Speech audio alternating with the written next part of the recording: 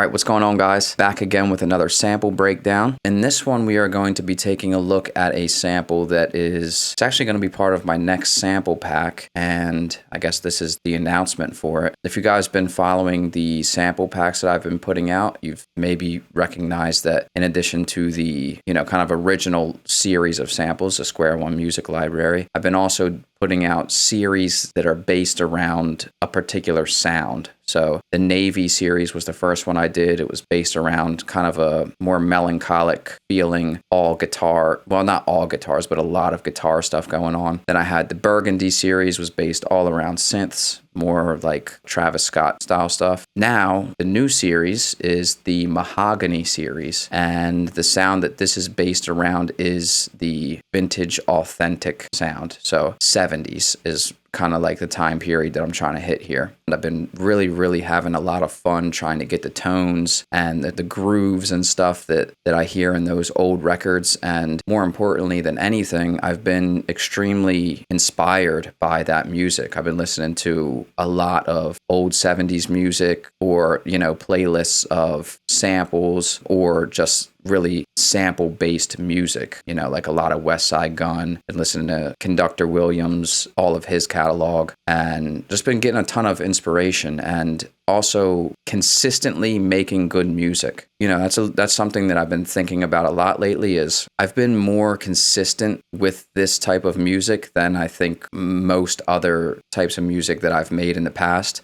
And so I'm thinking that I'm probably going to just continue going down this road with these vintage samples. Something that I wanted to talk about here is just, if you are consistently inspired and consistently getting good results and consistently feeling happy with the music that you're making, then you should probably keep making that type of music, and that's kind of what I'm feeling here. I've jumped around to a lot of different styles of music, and so much so that I feel like people don't even know what to expect from me anymore, which isn't necessarily a good thing in the industry. I think I'm honing in on this type of sound, Of course, I still love synths and stuff like that, but I'm really having a lot of fun doing this authentic vintage sound. And so this is kind of where I'm going, and you guys can expect to see a lot more of this type of stuff from me. And there's a ton to learn. There's so much to learn, trying to get the tones of 50 years ago now. Those guys were special, those engineers and the people recording these records 50 years ago, and getting cleaner tones that I can get in the box.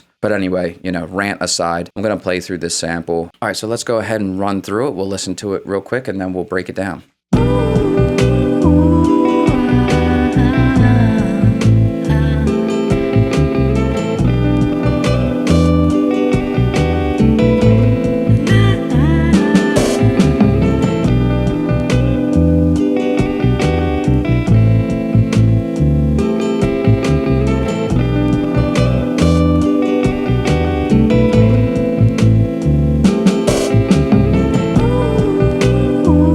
All right, so that's the sample, the sound that I'm going for here, kind of feels like something that Lil Yachty would rap on. He's been rapping on all these really cool vintage samples, and I really had a lot of fun making this, and I really love this sample. So pretty sure I started on the bass on this one. Like everything, I'm using the Rickenbacker bass as always, and the only plugin I have on it is the UAD Ampeg. You guys have seen this from me as well. I have the treble turned down a little bit. Bass is where it loads. It's on ultra low and normal here. So nothing crazy going on the bass. The thing that makes the bass cool is the bass line that I came up with here. This is another thing that I've talked about many times, is this is only two chords going back and forth. Because the chord progression is so simple, you can really spice it up with the bass, get a lot of groove and a lot of feeling in the bass, get a lot of extra embellishments, run-ups and downs and all of that. So this was the bass line that I came up with, and I believe this is what started the project.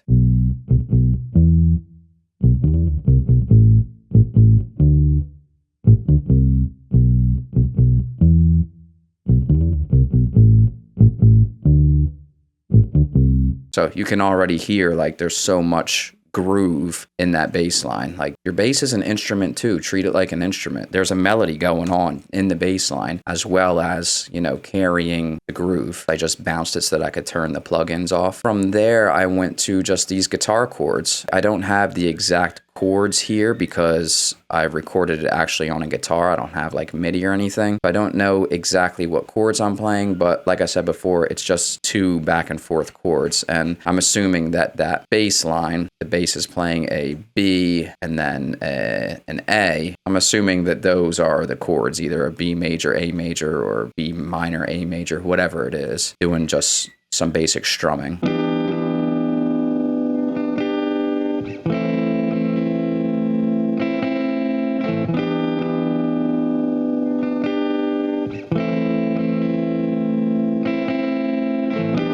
You can hear how simple that is. Again, I don't play guitar. I have a cheap guitar. It runs right in and I effect it in the box. Very simple strumming and a little bit of extra picking in there just for a little bit of extra character. Now for the effects, first thing I have is a tool rack from Waves, guitar tool rack from Waves, and this is on the Cool Jam preset. That's a really nice, kind of clean guitar sound. So here, let me play it without any effects and then we'll turn them on one by one.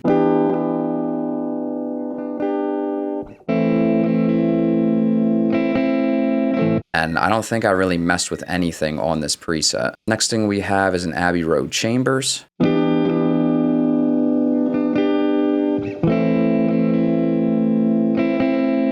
Something I've talked about many times before is with these vintage samples, you want to try to replicate the chain as if it were in a studio as much as you can. The guitar would be going to a pedal board, which it is, and then to an amp, which it is, and then it would be recorded in a room, right? So I have this chamber set up here. I have it down at a 25% mix because I wasn't really trying to get like a big reverb. I was just trying to get a room sound. From the room, you know, the mic is going to pick it up and then it's going to go into a preamp.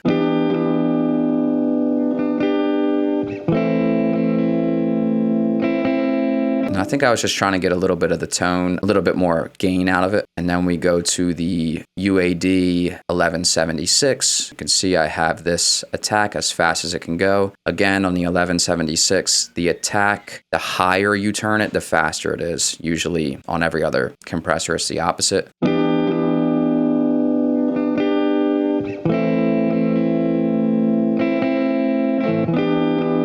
So just evening out that signal a little bit, compressing it. After that, we have a Pultec. I love this EQ. I think it sounds so great. Another, you know, vintage emulation. Everything that I've pulled up so far has been vintage emulations of gear that would be in an old studio. So we have a dip here at 500, and that's it. That's all I used it for. Just a dip around 500.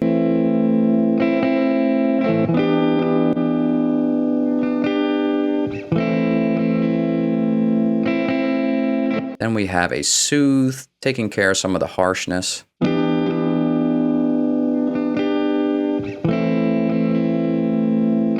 Between the Pultec and the J37, we kind of have more modern stuff going on here. So this soothe obviously wasn't available back then. And then we have a directional mix, basically making it almost mono because it was stereo coming out of that Waves tool rack. And then we have a J37. So from the Pultec, it would be recorded onto tape. So we do have 2 things in there to clean it up. I'm not saying like make sure everything is exactly how it was. Make it so it sounds good, but just keep these, you know, effects chains in mind. On a J37, the big thing that I have is a little bit of saturation and then this flutter. I think that this flutter, if you put it up pretty fast and pretty deep, I think that flutter is, I think it's one of the best emulations of how real analog gear and tape actually sounds. All right, so those are the chords. So we have these 2 chords and the bass.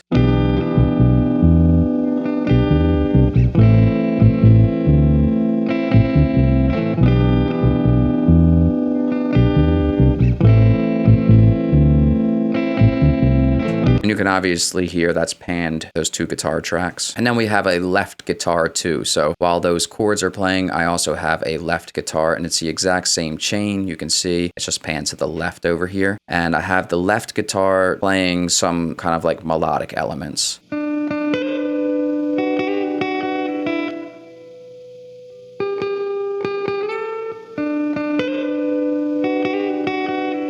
And again, that's just me picking around, plucking around, trying to find little elements to fill in space in there. And so here's all of those sections together.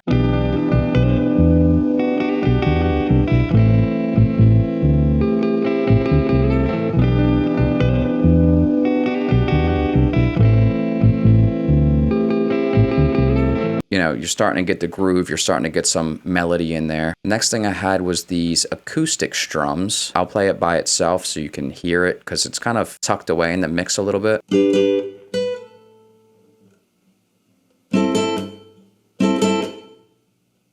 Those are playing the same chords as the electric guitar, but let's see if I have anything on it. So here's that guitar. Okay, so we have a 1073 emulation, just like on the other guitar. We have an R verb for a little bit of room. I was in my room, obviously, playing my acoustic guitar, but I recorded it really close up. So a little bit of room reverb, a directional mix, making it mono, because that's how it would come through the mic. And then that same compressor from before, that 1176. You'll see a lot of the same plugins being used over and over because these were kind of like the go-tos, and now they've become my go-tos. Let's listen to the bass, those acoustic strums, and then the electric guitars all together.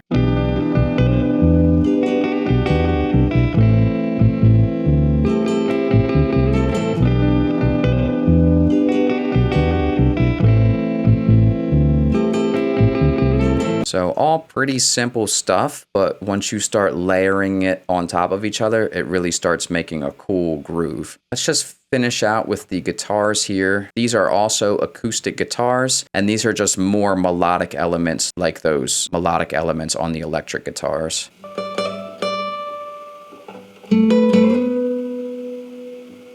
So just two more layers of melody, and we have a little bit more on the chain here. Same chain as the other acoustic guitar, but then we have an EQ, taking out the lows and highs, boosting these mids, and then another J37. Talked about this before, but I like having that flutter at different speeds on all of the instruments because it just gives it a really, really realistic tape feel. Like they were all recorded to different tapes, you know what I mean? And then put together in the end on one tape. So we'll play it in context. I guess we'll talk about the vocals next. So this is the vocal line.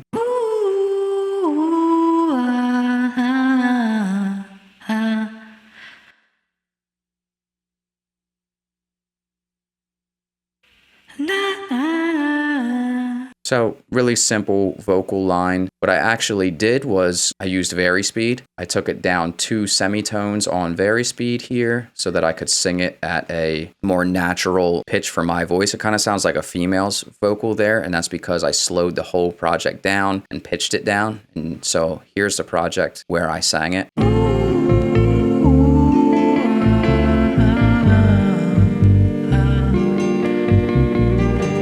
You guys know about this Varispeed trick. I've talked about it so many times. I love Varispeed. All right, so here's the vocal chain. Again, we're starting off with a preamp. That would be the first thing coming after a mic in a real studio. So we have a V76 preamp, which is an emulation of a vintage preamp. We have an LA2A. In this case, I didn't feel like I needed a really fast compressor. The LA2A is not very fast. It's really smooth. And because I didn't really have any plosives in my vocal, it's all just oohs and ahs. I didn't feel like I really needed a fast compressor. I just needed something smooth. After that, we have a Pultec, taking away some around 500 and really, really boosting at 3000. A 10 dB boost at 3000. So we have this Abbey Road Chambers again, just to make it sound like it's in the room. We have another boost around 3400. So I guess, you know, the original vocal was really, really low in those upper mids. And then again, another instance of J37 at a little bit different of a rate on the flutter. A lot of J37s, a lot of these vintage emulation compressors and EQs and stuff like that. And that's what you have to use. If you want to make something that really sounds like vintage stuff, you have to use the stuff that they were using.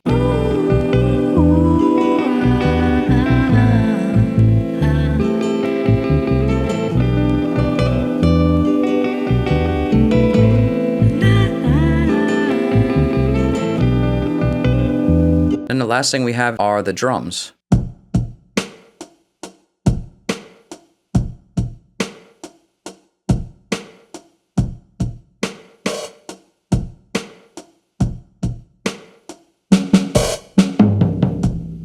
One thing to note here is the little change on the drums right here.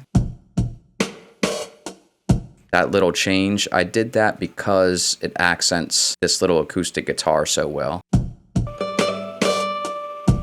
So I thought that would be a really nice touch, like something that a real band would do. A real drummer might do something like that if there's a guitar part in there.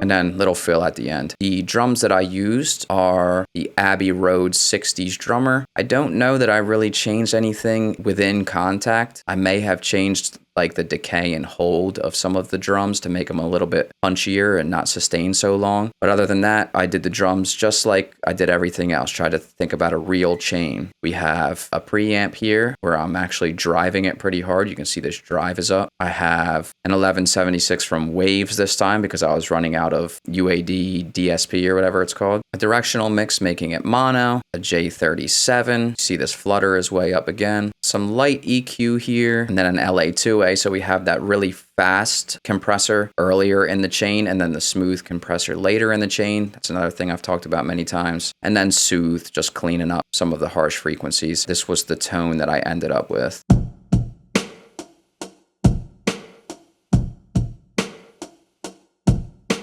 Sounds pretty real, sounds pretty good to my ear. And so everything in context.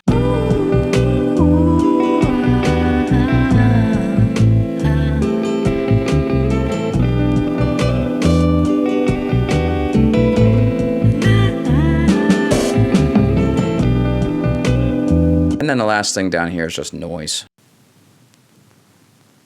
Just have some noise. And a quick note, if you're messing with noise, if you're using a lot of buses like I do, don't send the noise to the bus because then the noise comes from the tape in the last piece of the process, right? So all of the mixing is already done and the noise is on top of the final mix. So just something to think about. And I say that because I do have everything running to a mix bus in this sample. So let's run through the mix bus real quick. Everything in the sample is running to, well, here, I'll give you a before and after with the mix on and off.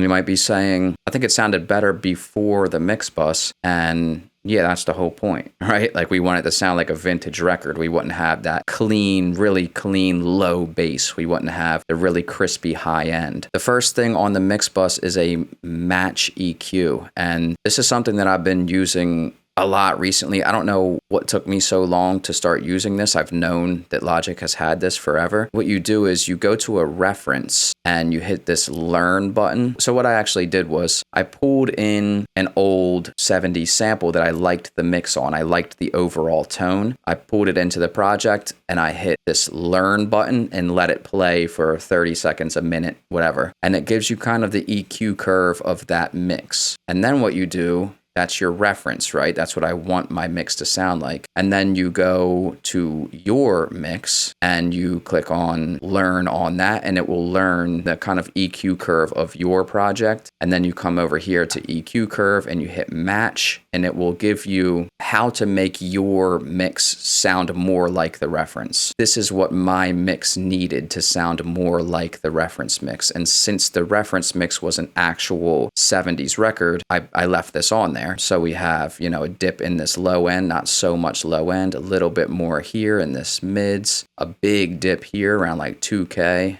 And then you can see it's doing a little bit of different stuff up here. But this is a really, really nice tool. It's a stock plugin in Logic, but I know other companies have these as well. And in the Logic version, you can also like put your mix up, right? Like, so sometimes I only dial it in a little bit. I only want a little bit of that reference mix, but in this case, I had it at 100%. And I think that can really, really take your mixes to the next level. So here it is on a before and after.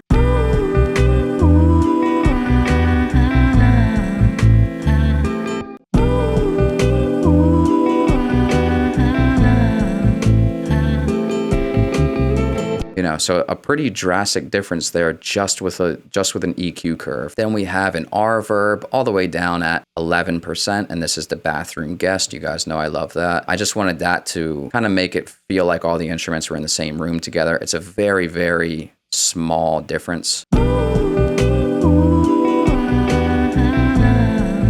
Fills it out a little bit, makes it a little bit warmer. Then we have the J37. Again, I'm running this thing like 20 times on this project, but here's your A and B with the J37.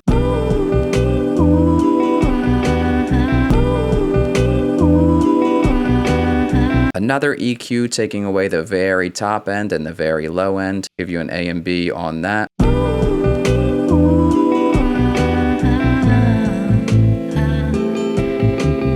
Another soothe for some end of the chain cleanup. And then an SSL comp. And this is a trick that I learned recently, is a really slow attack to let the transients from the drums come through, and a really, really fast release. And that will give you a glue, right? Like it lets the transients of the drums come through. And then if it does hit the compressor, it releases really fast. So I don't think I have much compression.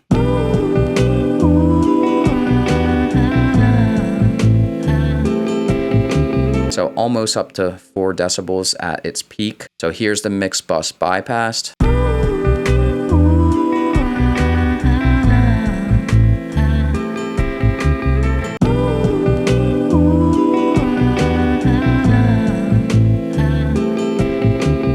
So again, you're really getting that vintage feel with this one. So like I've been saying in a lot of my recent videos is think about your instrument selection, choose the right instruments. In this case, it was pretty much all guitars, and then get your chains right, your effects chains right, make it sound realistic. Use the plugins that emulate the actual gear that you want to sound like. Think about the effects chains in the way that they would have been in the studio, right, in the 70s or whatever. You know, you can really get some good results. All right, well, that is this breakdown. Thank you guys, as always, thank you guys for all of your support, and I hope you learned something.